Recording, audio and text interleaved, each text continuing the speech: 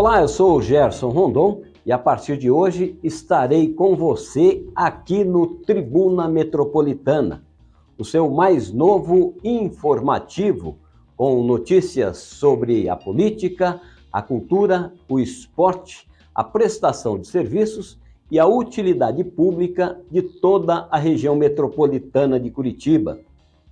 São Joséense joga todas suas fichas contra o Caxias para avançar à próxima fase da Série D do Campeonato Brasileiro. Em Araucária, 3 vereadores da base do prefeito Ihsan Hussein migram para a oposição. Ainda na região das Araucárias, a Câmara Municipal derruba 2 vetos a projetos importantes aprovados pelos vereadores. E no comentário político, Dirceu Pastel faz uma breve análise dos movimentos políticos visando as eleições municipais de 2024. Isso tudo e muito mais você vai ver em instantes. Está chegando aquela época do ano, cheia de grandes encontros. O amor encontra as luzes e as cores. A alegria encontra a dança e a música. A felicidade sai pelas ruas, parques e praças. Encontrar a admiração em olhares e sorrisos. O respeito encontra a inclusão e a generosidade encontra quem mais precisa. A saudade encontra quem estava longe e a memória reencontra nossas melhores lembranças. A gratidão recorda quem tanto fez e dá orgulho do lugar que a gente vive e que aprendeu a amar e preservar. A beleza encontra a vida e assim a esperança de dias ainda melhores encontra o coração de milhares de pessoas, inclusive o seu. Natal de Curitiba, Luz dos Pinhais, um encontro de emoções.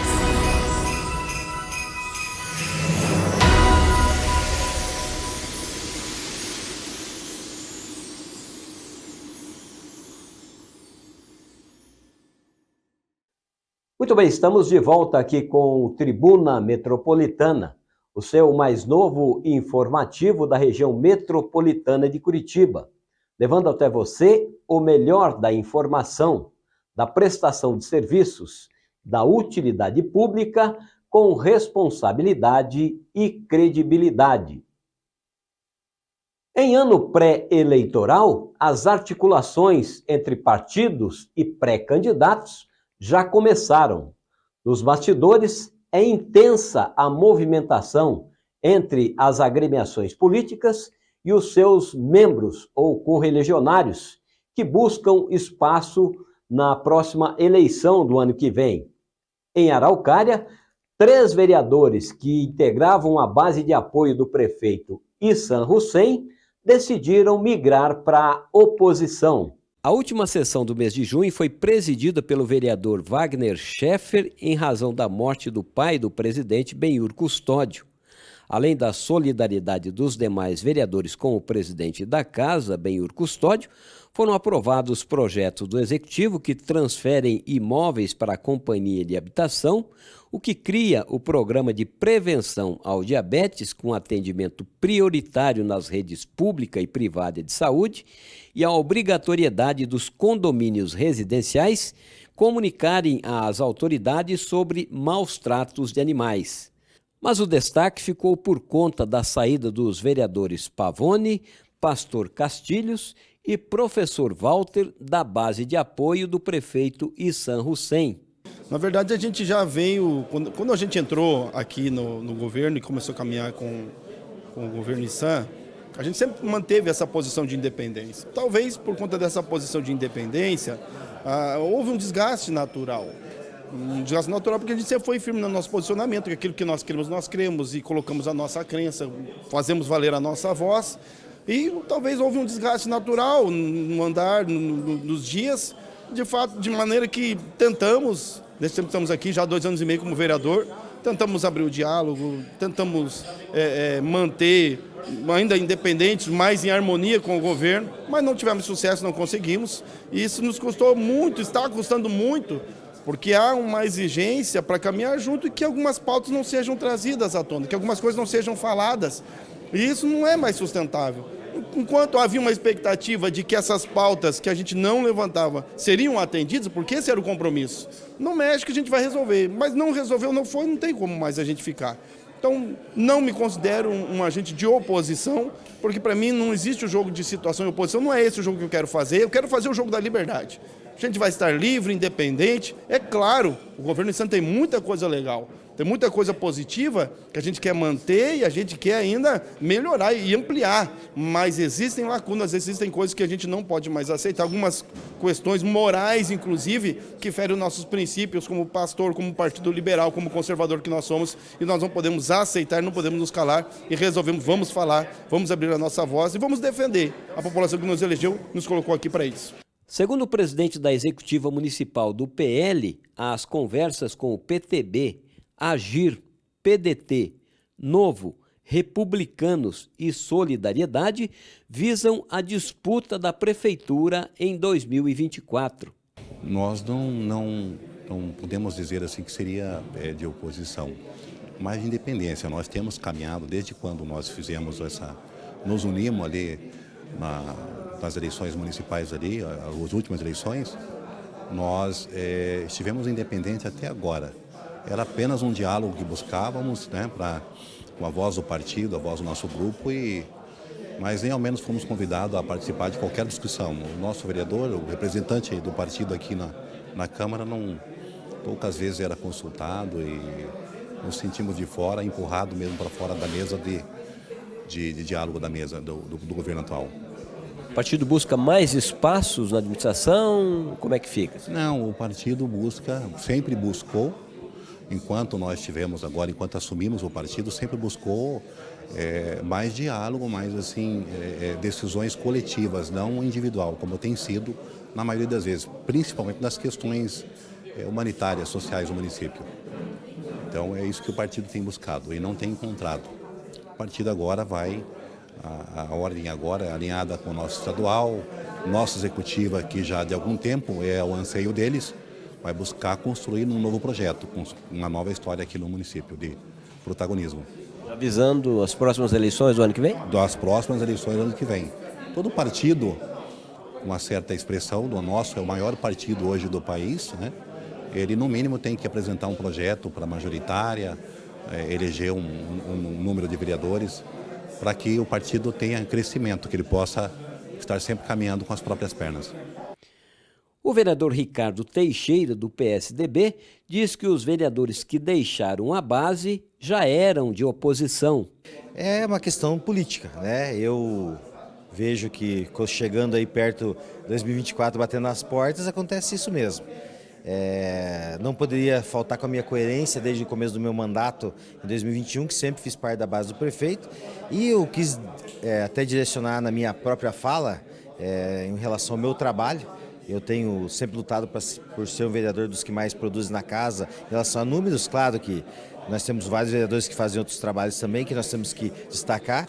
E eu trouxe a importância de fazer parte da base do prefeito Issan, não por uma questão política, mas pela questão do trabalho, né? Nós não podemos deixar de destacar tudo aquilo que foi feito na cidade nos últimos anos, né? Desde o seu primeiro mandato e agora no segundo, do qual faço parte como legislador e sempre apoiei todas as questões. Então são questões estruturais da cidade, são questões relacionadas aí à questão do asfalto, à questão das escolas, dos CMEs, também temos agora as unidades básicas de saúde, que é uma questão crônica a saúde, que há muitos anos ficou sem investimento e agora que se retomar. Então nós temos que entender que nós temos unidades básicas de saúde que têm 20, 30 anos nós não tínhamos investimentos. E agora que tem sido feita a reconstrução. E quando você vai retomar uma questão para que ela tenha um reinvestimento, ela fica uma situação que até se normalizar é complexa. E a própria saúde que foi destacada ali, nós sabemos que o pós-pandemia, ele trouxe problemas para a saúde. A questão dos investimentos é a questão até dos honorários médicos hoje que foram lá nas alturas e tem empresas que a prefeitura vai contratar exame que se for um valor baixo fica deserto, ninguém está lá. Então é um trabalho efetivo que fazemos, eu acompanho e falo da saúde porque sou presidente da Comissão de Saúde aqui da casa. Então eu defendo o governo não só por essas questões, mas também pela questão do próprio servidor. O prefeito Sam ano passado deu um grande aumento, esse ano manteve o aumento aqui com mais de 3%, mais um aumento de R$100 da alimentação. Então eu como servidor faço essa defesa sempre na questão dos servidores. E também não poderia deixar de destacar, como falei ali, a gente fala da política hoje, mas a política não pode ser feita mais só na política, só pensando na questão partidária. Eu sou um defensor do trabalho na política. E eu destaquei também nessa questão, a questão da passagem, que é o que faz diferença nas pessoas. Toda política ela é boa quando ela faz diferença na vida daqueles que mais precisam.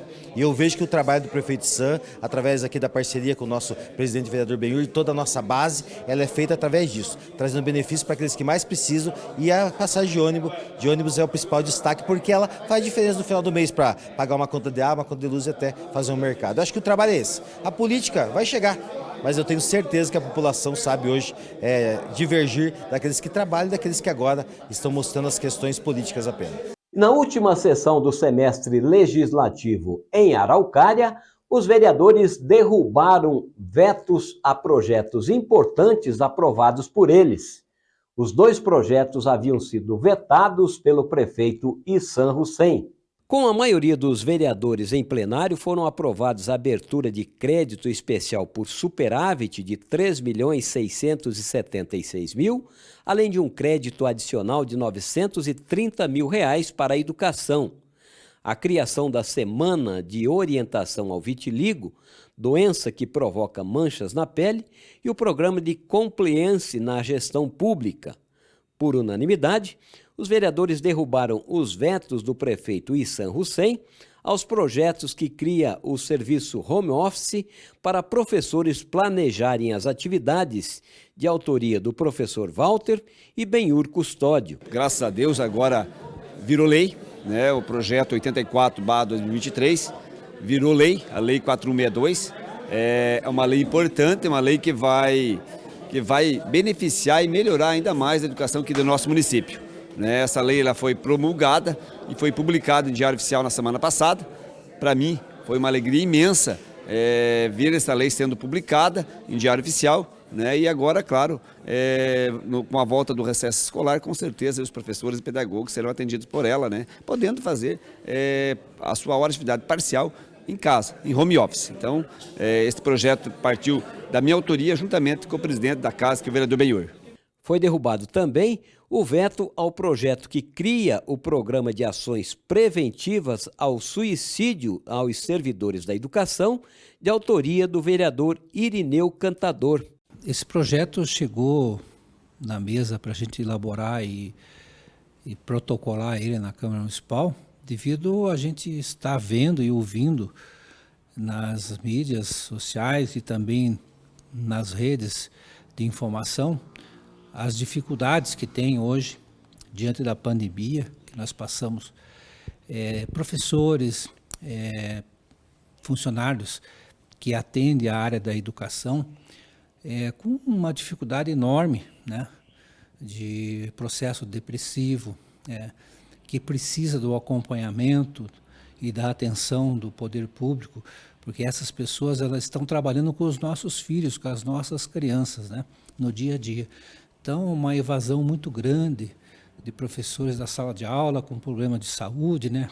E requerem para que possam fazer esse tratamento. Então, é uma busca bastante intensa no que diz respeito a essa situação.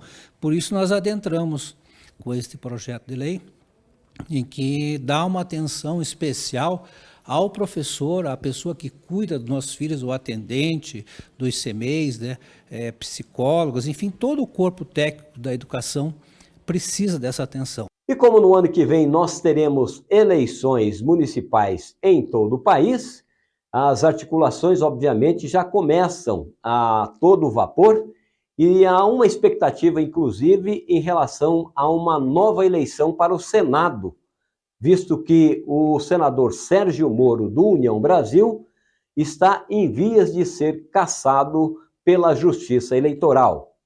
Veja o comentário de Dirceu Pastel. Olha, Gerson, como você estava falando sobre eleições, o curitibano, o paranaense pode se preparar. Vai ter uma eleição aí em breve sobre o Senado. Sérgio Moro está na corda bamba, vai ser julgado aqui no Tribunal Eleitoral do Paraná. Muitos comentam que aqui ele já vai ser praticamente punido. Ele tem o mesmo destino praticamente do Deltan, que foi cassado, já era 8 anos inelegível, então o pessoal já está de olho no Sérgio Moro. E nisso estão de olho também na cadeira dele, né? Já apareceu os pré-candidatos. Bolsonaro já deu, o ex-presidente já deu, chamou o pessoal do Palácio das Araucárias ali, que o candidato dele, tudo pode ser Paulo Martins, né? E Paulo Martins que também apoiou o Bolsonaro na última eleição presidencial. Também pode aparecer aí o Roberto Requião, que está na toca, mas está querendo sair, já saiu praticamente do PT. Roberto Requião, Gleisi Hoffmann, presidente do PT aqui do Paraná. Todo mundo quer a cadeira do Sérgio Moro. E falando da região metropolitana, também não podemos deixar de falar da capital. O Eduardo Pimentel é o favorito, mas já está aparecendo o Ney Leprevot, que está querendo voltar aí à nativa, pode ser um candidato a prefeito. Então, Curitiba vai ficar entre esses dois, de repente pode aparecer outro, Renato Freitas, do PT, o jovem lá que está dando o que falar, um deputado muito competente pela idade dele, apesar que tem as ideias que o curitibano ainda não aceita, né? O curitibano tem aquele jeito dele, né? Então, o Renato Freitas também pode ser um candidato ao Senado, mas isso é para depois da cassação do Sérgio Moro, se acontecer. Na região metropolitana, tem os municípios aqui, nossos, perto aqui da sede nossa, que fica a tribuna metropolitana, aqui São José dos Pinhais. Pinhais, a Rosa Maria praticamente não tem concorrente.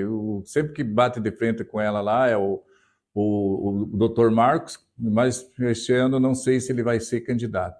Tijuca do Sul, está o nosso amigo Gringo, né? Gringo está fazendo uma ótima administração.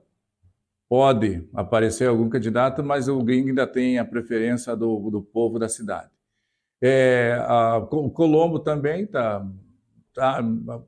não vai muito para frente de aparecer tantos candidatos, mas se sabe eleição como que é. Chega na hora, os grupos não se unem e vão sempre ser lançado candidato. E como falei aqui, aqui São José dos Pinhais está uma coisa de louco, né? São José dos Pinhais, a prefeita Nina está bem numa pesquisa, na outra ela está ruim, de repente aparece, já apareceu, como todo mundo sabe, tem o deputado Dantas, que está querendo ser prefeito, mas ele depende de apoio de outros grupos, né? Ele tem aqui também o vereador Michel, que é o delegadão, né? Que anda com o canhão na mão, dando tiro para tudo quanto é lado, aí, falando que é candidato, que vai bater de frente com a Nina. Então, eu acho que São José dos Pinhais é onde vai pegar fogo realmente. Vai pegar fogo, vai ser tiro, bomba, que vai ser terrível a eleição aqui.